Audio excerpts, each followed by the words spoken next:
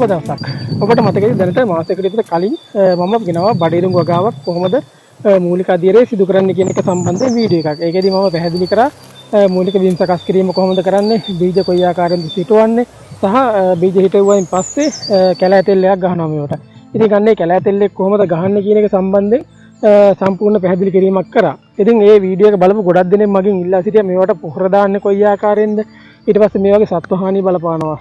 ලේනුන්ගෙන් මියොන්ගෙන් ඊට පස්සේ හාවන්ගෙන් වගේ සත්තුන්ගේ හානිය බලපානවා. ඉතින් මේ සත්ව හානිය අවම කරගන්නේ කොහොමද? මේ කියන දේවල් සම්බන්ධයෙන් වීඩියෝ එකක් රැගෙන ඉන්න කියලා ගොඩක් දෙනෙක් මගෙන් ඉල්ලා සිටියා. ඉතින් මේ වගේ පොහොර දාන වීඩියෝ එකක් ලබා ගන්න තමයි අද මම ඇවිල්ලා ඉන්නේ. ඉතින් මේ වතාවේදී නම් අපේ මේ ප්‍රදේශවල බඩිරුම් වගාව ගොඩක් අසාර්ථක වෙයි කියලා මම හිතනවා. මොකද වර්ෂාව හරියාකාරයෙන් ලැබුණේ නැහැ. දැන් මේවා මාසයක් විතර වයස වෙන බඩිරුම් වගාවක්. ඉතින් මේවා සාමාන්‍ය මාසයක් කියන්නේ මෙන්න මේ වගේ උසරවත් හැදිලා තියෙන්න ඕන. නමුත් වර්ෂාව අඩුකම නිසා මේකේ පළවෙනි පොහොර මුරේ තමයි මේ දාගන්නේ. ඉතින් වර්ෂාව හරියට ලැබුණා නම් මේ වෙනකොට මේ වගේ දෙවෙනි පොහොර මුරේ තමයි අද වෙනකොට දාන්න තියෙන්නේ. මොකද පළවෙනි පොහොර මුරේ දවස් 14ක් 15ක් ඇතුළත දාන්න ඕන. ඊට පස්සේ මාසෙකින් විතර තමයි දෙවෙනි පොහොර මුරේ දාන්නේ. ඉතින් මේ මාසෙක විතර වගාවකට පළවෙනි පොහොර මුරේ තමයි දාන්නේ. ඉතින් ඒක නිසා සමහර විට වෙනද තරම් අස්වැන්න බලාපොරොත්තු වෙන්න හැකියාවක් ලැබෙන්නේ නැති. මොකද ඒ කාලගුණයේ වර්ෂාවෙන් වුණ බලපෑම නිසා තමයි මේ විදිහට වෙන්නේ. ඉතින් මේ වගාව පළවෙනි වීඩියෝ ගෙනාපු මහත්මයාගේ නෙවෙයි. ඇත්තට මේක කුමාර මහත්තයාගේ. ඔබට මතක ඇති මම දැනට අවුරුදු කිහිපයකට කලින් ඇටබට්ටා වීඩියෝ එකක් ගෙනාවා. මම ඒකේ ලින්ක් එකක් උඩින් දාලා තියන්නම්.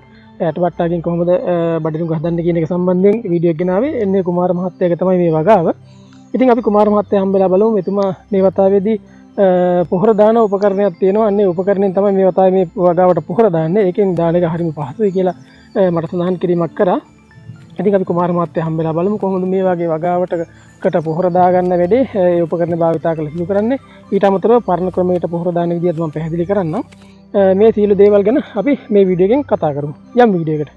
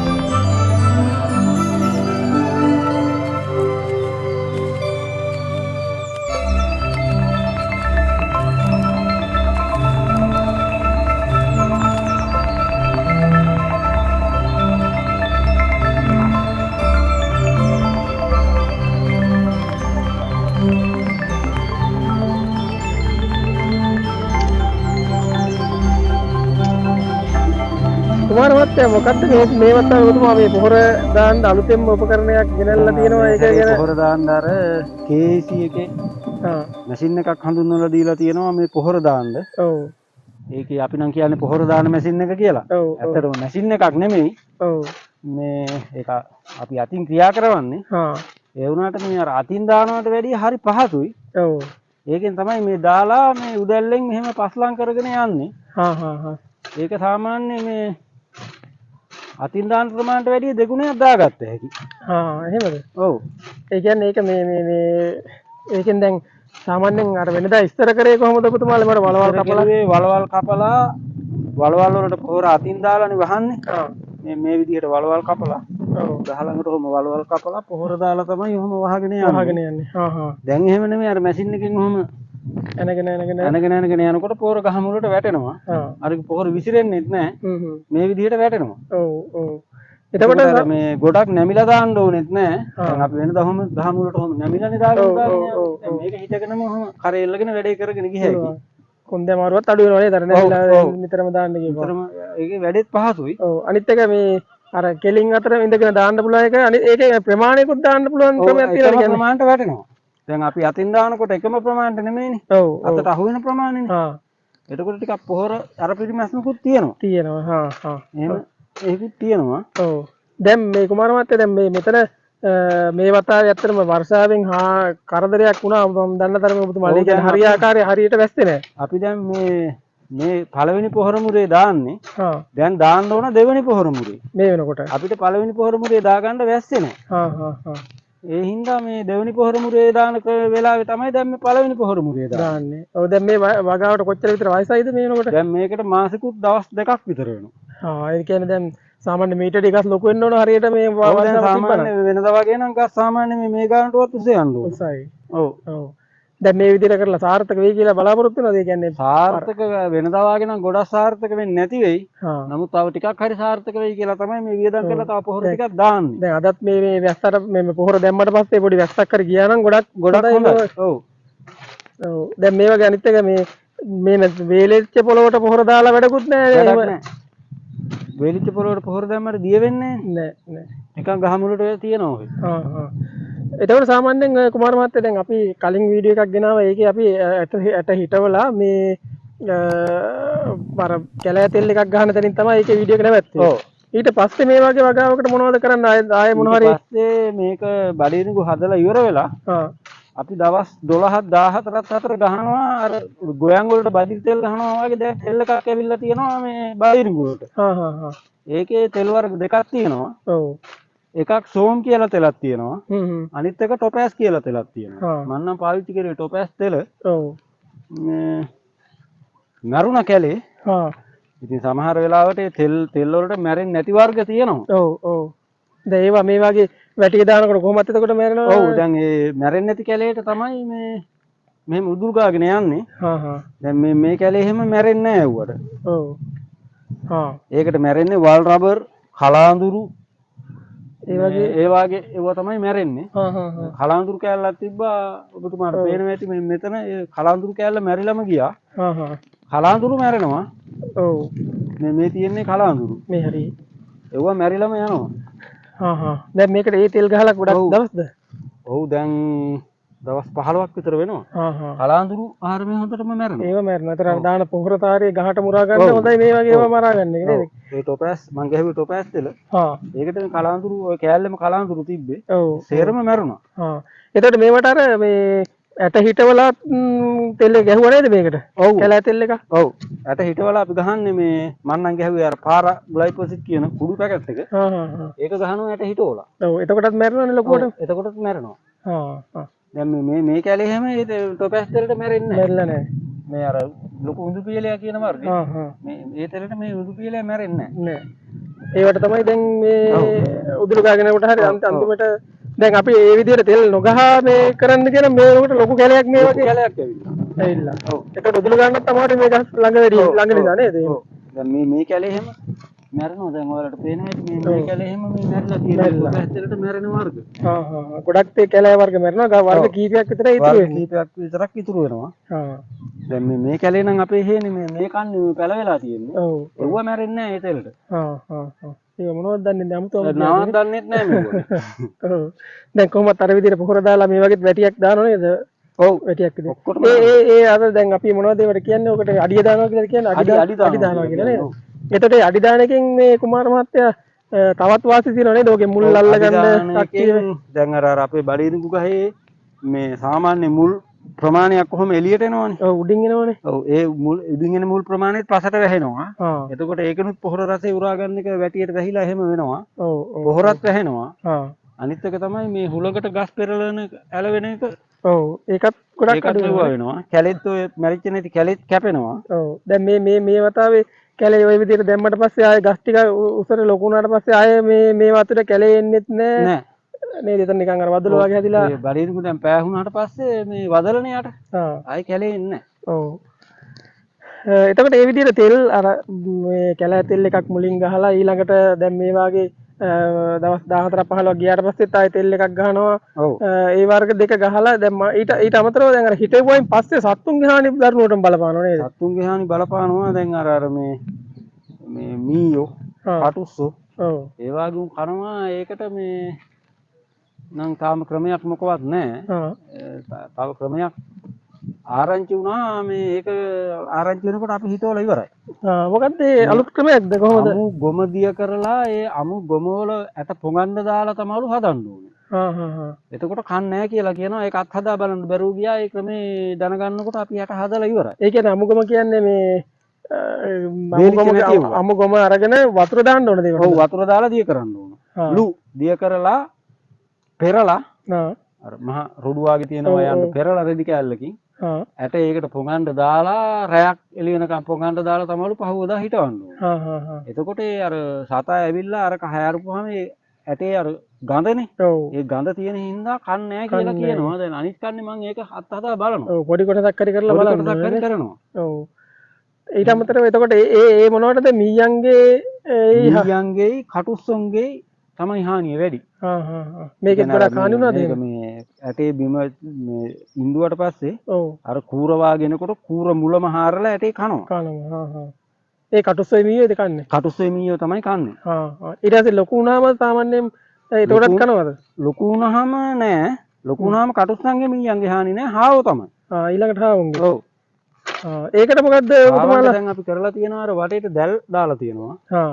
ඒ දැල දැම්මත් සමහර විට හාවෝ දැල අස්සෙන් රිංගලා එනවා. සමහර හාවෝ ඉන්නවා දැල හපලා එනවා. නූල හපලා රිංගනවා. හැබැයි මේ දැල දැම්මට පස්සේ අර දැල් නොදා ඉන්නවා වගේ ලොකු හානියක් නෑ මේ සැරේ. වෙනද අපේ ගස් පැල 500මාර 1000මාර කනවා. මේ සැරේ එහෙම නෑ. පැල මුළු හේනම පැල ඕනනම් කණ්ඩ ඇති 50 60ක් විතර. එහෙමද? ඒ තරම් අඩු නේද? ඒ කියන්නේ 10 එකක් විතර කාලා තියෙනවා. හිංගලා ආවිල්ලා ආපහු කාලා යනකොට දැලේ පැටලුනහම බය වෙනවනේ. එතකොට ආයේ එන්නේ නැහැ. ඔව්. ඒ සාමාන්‍ය හාව කන්නේ කුමාර මහත්තයා රැයටද දවල්ටද උදේටද කොහොමද? රැයට 7:00මාර ඉඳලා 7:00මාර ඉඳලා කොහොම හරි 9 විතර වෙනකන් ඉන්නවා. ඊට පස්සේ ආයේ නැහැ. ඊට පස්සේ ආයේ එන්නේ පාන්දර 3ට 3:00මාරට විතර තමයි. එහෙමද? ඒ හාවුන්ගේ. ඔව්. ඒ ටයිම් දෙකේ තමයි කන්නේ. එතනින් එහාට මේ කියන්නේ ඒ හාවන්ගේ ඉදර අනිත් සත්තු නම් හරක් එළුවා වගේ නම් ඉතින් ඒවා මිනිස්සු ඇති කරන සත්තු. එතකොට ඒ වගේ නම් හානිය වඩා අඩුයි. ඒ හරක් ගුනේ නැහැ. පැත්තේ හරක් ගාලා තියෙනවා. එයාලා හරක් එවත් නැහැ. එතකොට ඒ අර සත්තුන්ගෙන් විතරයි මොනරුන්ගෙන් එහෙම මේවට කරදර තියෙනවද? මොනරුන්ගෙන් කරදර නැහැ. නෑ. වටේටම දැල් ඇදලා තියෙනවා. වටේටම දැල් ඇදලා තියෙනවා. අනිත් එක මම දැක්කා දැන් එනකොට මේ ඔය හේන් 4-5ක්ම මෙතන තියෙනවා. මේ ඒ ඔක්කොගෙම දැල් ඇදලා තියෙනවා. එතකොට ඒකෙනුත් අර මේ හේනට මගේ හේනේ කනහාව අනිත් හේනට පයින් නෑ. දැලෙන් පයින්න බෑනේ. බෑනේ. එතකොට එතනත් ආරක්ෂා වීමක් වෙනවා. ආරක්ෂාව තියෙනවා. ඔව්. දැන් මේවා සාමාන්‍ය වැහුවේ නැත්තම් කුමාර මහත්තයා ඇත්තටම වාස් වෙලා යනවා නේද? වාස් වෙලත් යනවා. බැරිලාක් ලොකු වර්ෂාපතනයක් වැස්සොත් මේ පොර අයින් වෙනවනේ. වතුරත් එක්ක ගහගෙන යනවනේ. ඔව්. මේ වාහින්දා ඒ හින්දා තමයි මේ ඉක්මනට වහගන්නේ වගේනේ. දාන එක වහගන්නවා.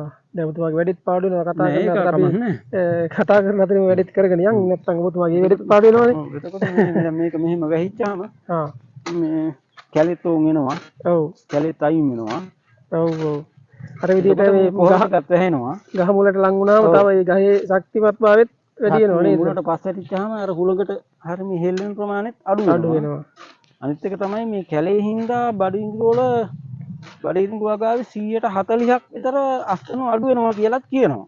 කැලේ හින්දා. ඔව් කැලේ ආවොත්. ඔව්. එතකොට ඒ වාසියක් තියෙනවා. දැන් මෙතන කුමාර මහත්තයා දැන් ඔය අර ඔබතුමා අර ඇට සිටවන මොකක්ද ඒ උපකරණ සීඩරේද මොකක්ද ඒකට කියන්නේ? සීඩරේ නේද? ඒ රවුමට තියෙන එක. ඒකෙන්නේ මේකේ හදලා තියෙන්නේ. එතකොට මේ පැල ළඟ වැඩි වගේ ගතියක් නැද්ද? මට ඒක දැන් තේරෙන්නේ නැහැ මගේ. නෑ. ඒකෙන් හදන්න කියන්නේ අඟල් 18ක් වේලි අතර පරතරේ අඩියක් පැල අතර පරතරේ. දැන් එතකොට අපේ සීඩරේ ඇඩ්ජස්ට් කරගන්න අඩිය ඇඩ්ජස්ට් කරගන්න බෑ. අඟල් 11 මාර තමයි. මේ පැල දෙකක් අතර අඟල් 11 මාරක් තියෙනවා. 11 මාරක් තමයි තියෙන්නේ මේ පැලේ අතර 11 මාරක් තියෙනවා. ඔව්. අඩියක් නෑ. අඩියක් නම් තව චුට්ටක් මෙහාට 11 මාර කියන්නේ ඉතින් 12ම තමයි අඩියම තමයි නේද? ඒ ප්‍රමාණයට තමයි හදලා තියෙන්නේ. ඔව්. එතකොට පේලි අතර අඩි 1මාරක් විතර තියලා තියෙනවා. 1මාරක් තියෙනවා. ඒතර මම අහලා තියෙනවා මේ සාමාන්‍ය මේ පේලි 4-5ක් ගියාට පස්සේ තව පේලියක් අරින්න ඕන කියලා. එහෙම මේ කරලා නේද? කලඹු වගේ. ඔව්. මේ ප්‍රශ්නෙට පේලි 4ක් ගියාට පස්සේ අඩි 1මාරේ පේලි 4ක් ගිහිල්ලා ඊට පස්සේ අඩි 2ක් කරලා තමයි මේ අනිත් පේලි 4 හදන්න කියන්නේ. එහෙම වුණාම සේන දලඹුවගේ වාසිය තියෙනවා. ඔව්. ගිරවුන්ගේ හානිය වැඩි. අඩි 2 අතරින් ගිරව් ගෙඩි හදන කාලේට ගිරව් බහිනවා. එහෙම දැන් මේක පෑහුණාම සමහර වෙලාවට වටේ කනවා මැදට එන්නේ නැහැ. අර අඩි 2ක් මේ වුණාම එතනින් ගිරව බහැලා මැදත් කනවා. හරි හරි. ඉඩ තිබ්බම. ඔව්. ඒතර දැන් මේක සම්පූර්ණ හා වුණාට පස්සේ මේ ගිරව් එහෙම මැද හානි කරන අඩුයිද? දැන් ඔය අපේ හොදපාලුවක් තියෙනවා. ඔව්. හොදපාලුව අතර ඉඩනේ. ඔව්. සමහර වෙලාවට ඔව් අස්සෙන් බහිනවා. එහෙම කරලා දැක්කොත් වාගේ විතරද මේ සාමාන්‍යයෙන් මේ ගිරවුන්ගේ කරදරේ තියෙන. කියන්නේ එහෙම ඉඩක් වාගේ තිබුණොත් තමයි බහින්නේ නේ. නෑ වටේ කනවා කොහොමද? වටේ ඉඩ තියෙනවනේ. ඔව්. එතකොට එව්ව අපිට හේන වටේ ගිහින් පන්න ගත්ත හැකි. ඔව්. එතකොට මැද හානිය අඩුයිනේ. ඒකත් හිතලා තමයි මෙහෙම ඉඩ අරින්න නැතුව මේව කරේ. ඔව් අරින්න නැතුව මේව කරුවේ. කෘෂිකර්ම මහත්තුරු AI මහත්තුරු කියන්නේ පේලි 4ක් හදලා අඩි 2ක් ඇරලා හදන්න කියලා. ඒක පේලියක් අතාරින්න කියලා. ඔව් දැන් කොහොමත් අපි සේන දලඹුවට තෙල් ගහනවාමනේ. ඔව් ඔව්. එතකොට අර වාසිය බැලුවොත් මෙතන ගිරවුන්ගෙන් අවාසියක් වෙනවා. අවාසියක් වෙනවා. ඔව්. දැන් මේවට සේන දලඹු හානිය මට මතකයි ඉස්සර මේ පොඩි කාලෙම හානිය බලපාලා තිබුණා. දැන් මේ වගේ නම් තාම දෙයියන්ගේ පිටෙන් එහෙම එකක් වෙලා නැහැ නේද? දැන් තැන් වල තියෙනවා. බහුල නැහැ. ඔව් මෙන්න මේ සුදු පාටලා තියෙන්නේ ඒ සේන දලඹු හානියද නේද? ඒක නෑ සේන දලඹු හානිය නෙමෙයි. මෙන්න මේ ගහේ තියෙනවා. මේ තියෙන්නේ. මේ ගහේ තියෙනවා. දැන් මේ පොර දාලා ඉවරලා ඔව් තෙල්ලක් ගහන්න ඕනේ නේ. මේ තෙල්ලකේ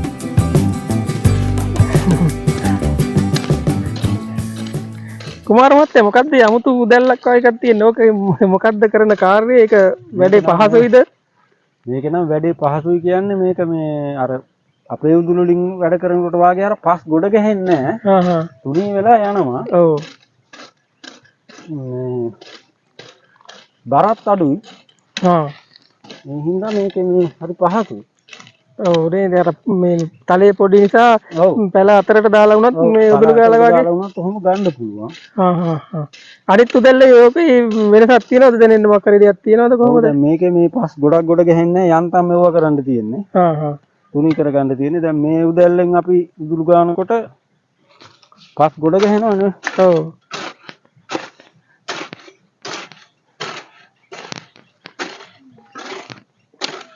අරකේ ළඟට මේ එකතු වෙනවා පස් කකුල් ළඟට පස් එනවා අරකේ එතනින්ම හැරිලා එතනම වැටෙනවනේ ඔව් ඒක මේ ඒක අනිත් එක බරත් අඩු වෙයි මං හිතන්නේ අරක අඩුයි මේකේ අර පස් කොහම එක තැනම මේ එතනම තුනී වෙනවා හරි හරි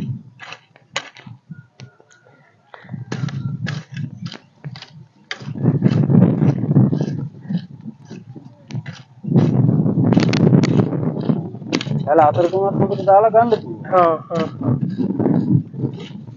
ඔව් නේද ඔව්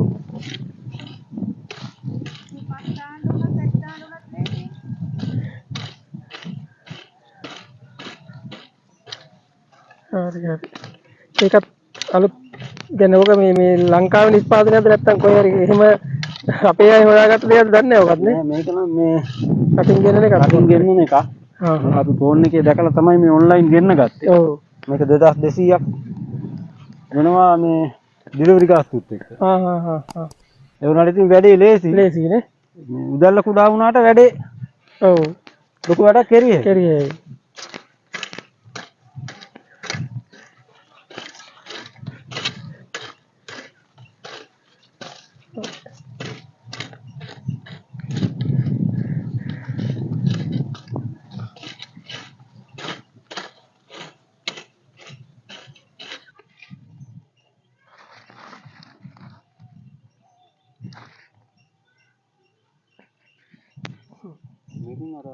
කොහොමවත් එතකොට දැන් මට මුලින්ම අහන්න තිබිච්ච එකක් තමයි දැන් මේ අහන්නේ මේ ඔබතුමාලා මේ මතයි මේ එකතු කරන පොහොර වර්ගය මොනවද මේ කලවම් පොහොරයක් වගේ මට පේන්නේ අපි වෙන තනන් දැම්මේ යූරියයි මඩ පොහොරයි රතු කැටයි කලවම් කරලා දැන් මේ සැරේ අපි කඩෙන් ගත්ත අර කලවම් පොහොර එකක් තියෙනවා ඒකේ මේ ඔබතුමාට පේනවා ඇති ඒකේ තියෙනවා නිල් කැට ගම් කැට රතු කැට මේ අර යාරුමිලා ඒ ඔක්කොම තියෙනවා.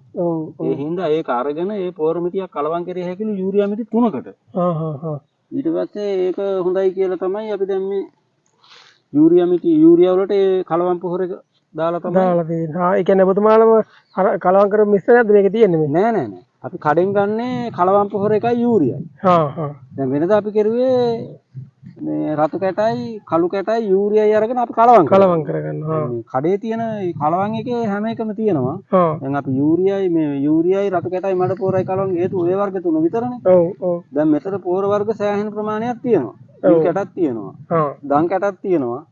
අර යාරුමිල මේ කහ පාට තියෙන යාරුමිලක් තියෙනවා. ඒක පොහොර මිටි යූරියා මිටි 3කට කලවම් කරේ. මේ මිටිය වෙනම ගන්නවා අර යූරියා වලට කලවම් කරනවා. ඒ මිටිය වෙනම අරගෙන යූරියා මිටි 3ක් අරගෙන ඒ විදිහ බලලා කලවම් කරනවා. එතකොට ඔබතුමාලා මේ ප්‍රමාණයට ඒ ප්‍රමාණය ඇත්තද? තව මදි වුණොත් ආය ගන්නව එහෙමද? තව මදි වුණොත් ආය ගන්නවා. දැන් අපි මේ වෙනකොට දැන් මේ පොහොර මිටි 3 යන්නේ. තව මදි වෙයි නේද? දෙකක්වත් කියයි. ඒ මිශ්‍රණය තමයි මේකට දාගන්නේ. සාමාන්‍ය ගහකට ග්‍රෑම් මේ වයසේදී ග්‍රෑම් 10ක් 15ක් විතර ගන්න නැතිද මේ දාලා තියෙන ප්‍රමාණය බලපුවාම? එච්චර ඔව් 10ක් විතර තිබ්බනම් ඇති. දැන් අපි අර වැස්සත් එක්කලා අපිට දෙවෙනි පොහොර මුරේ දාගන්න බැරි වෙච්ච හින්දා අපි ටිකක් වැඩිපුර දානවා. ඒ දෙවෙනි මුරයක් දාන්න නැති වෙන්නේ. දෙවෙනි මුරයක් දාන්න කාලයක් නෑනේ. ඔව්. දෙවෙනි මුරේ දානවා මේ දෙවෙනි මුරේ දාන්නේ නැහැ මේ සැරේ. ඔව් හරිනම් මේ වෙනකොට දෙවෙනි මුරේ තමයි වැටෙන්න ඕනේ. දැන් මේ වෙනකොට දෙවෙනි මුරේ තමයි වැටෙන්නේ. ඒතකොට සාමාන්‍ය කරන ක්‍රමේදී මේ කොහොමද පළවෙනි පොහොර මුරේ දවස් කීයෙන් විතර දාන්න ඕන? පළවෙනි පොහොර මුරේ දාන්න ඕන දවස් 17 වෙනි. අර කැරෑ තෙල් එක ගහනවා නම් ගහලා මේකේ මැරිගෙන 14ත් අතර ඒක ගහලා ඊට පස්සේ කොහොමද කැලේ මැරෙනවනේ තෙල් වැදුනාට පස්සේ. ඊට පස්සේ පොහොර දාගෙන යන්න තියෙන්නේ. ආ. ඒක කරගන්න හම්බුන්නේ නැහැ මේ වැස්ස. ඔව්. එතකොට දෙවෙනි පොහොර මුරේ එහෙම බැලුවොත් මාසෙන් තමයි දෙවෙනි පොහොර මුරේ දාන්න ඕනේ. ඔව්. දවස් 30න් දාන්න ඕන. දාන්න ඕනේ. දැන් දාන්න මේ අපිට වැස්ස තිබ්බේ නැහැ. ඔව්. හැබැයි අද නම් කුමාර මහත්තයා අහත බලපුවම නිකන් වැහි ගතියක් තියෙනවද? පොඩක් හරි ගියා නම් මේ පොහොර ටික ගහට ඉක්මනට අල්ලගන්න නේද? ඉක්මනට උරා ගන්නවා. ඔව්. උරා ගත්තත් වෙනදා වාගේ අස්සන්නක් මේ සැරේ වෙන එකක් නැහැ. ඔව්. ඔව්. දැන් මේ මොකද තව අඩියක් විතර තව හැදෙන්න ඕන වෙනකොට හරිනා. ඔව්. මේ වෙනකොට අඩි 2 විතර එන්න ඕන. හා හා. දැන් අඩියක්වත් තව සමහර තැන් වල නම් අඩියක් විතර ඇවිල්ලා තියෙනවා. සමහර තැන් වල අඩි භාගයකට වැඩිය පොඩ්ඩයි තියෙන්නේ. ඔව්.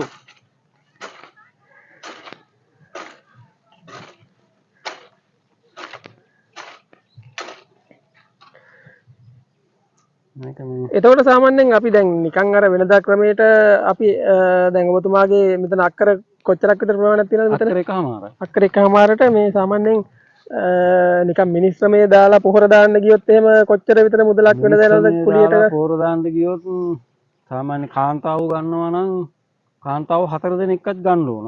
එක දවසින් ඉවර කරන්නද? එක දවසින් බෑ දවස් දෙකක්වත් දාන්න ඕන.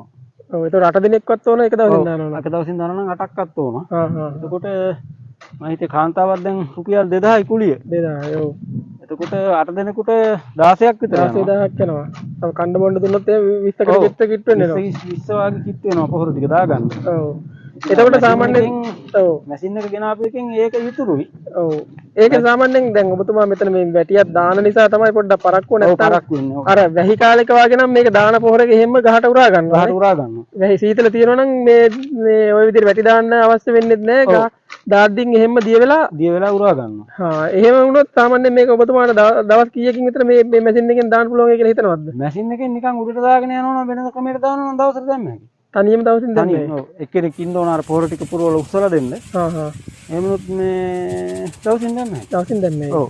හා හා හා. ඒකත් ඇත්තටම වටිනවනේ. දැන් මේකේ මේ වැටියක් දාගෙන යන්නේ අර මේ අවුව මේ වැස්සේ ප්‍රශ්නෙත් එක්කමනේ හින්දානේ මේ වැටිය උත් දාගෙන යන්නේ. ඔව් දැන් අපි මේ ඉස්සරහට දැන් මේ වහින වැහිත් හද වැහි එයි කියලා බාරම තමයි හිත. හා හා. හද වැහි ආවොත් මේ පොහොර ටික උඩට දැම්මොත් ඔක්කොම හොදගෙන යනවා. හොදගෙන යනවා. හරි හරි. ඒ හින්දා තමයි මේ වහන්නේ. වහන්නේ නේ. නැත්තම් අපි වෙනදා නම් මේ ගස් ළඟට තමයි දැම්මේ. අර විදිහට වලවල් කපලා තමයි දැම්මේ. ඔව්. හා.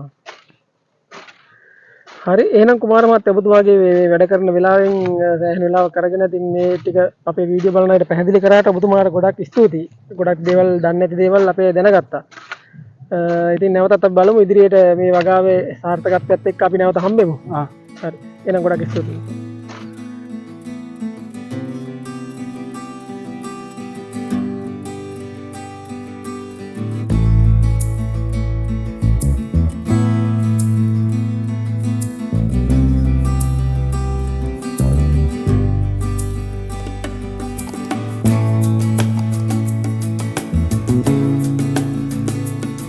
Thank you.